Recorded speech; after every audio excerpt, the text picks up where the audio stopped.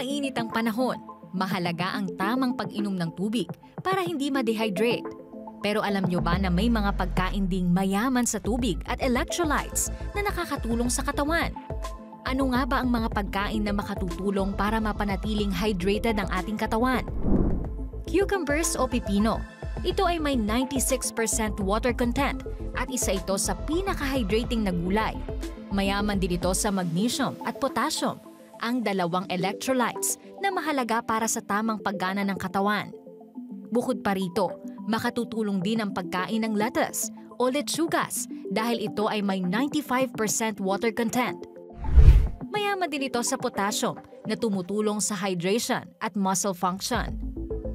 Ang watermelon o pakwan din ay makatutulong sa pag-hydrate ng ating katawan dahil ito ay may 92% water content.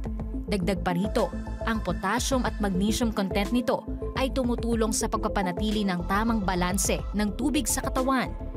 Ang tomatoes o kamatis na may 94% water content ay nakatutulong din sa hydration at mayaman rin ito sa potassium, isang mahalagang electrolyte na tumutulong sa tamang paggana ng muscles at nerves.